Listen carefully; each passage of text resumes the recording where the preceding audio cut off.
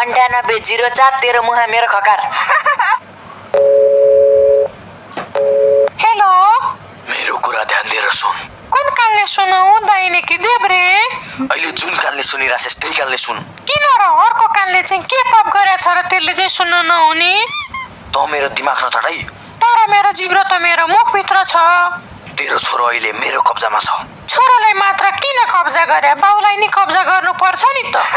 मलाई तुरुन्त 1 करोड चाहिन्छ, बुझिस? 1 करोड चाहिने भए ब्याङ्कमा जा न त। मलाई चाहिँ किन फोन गरे?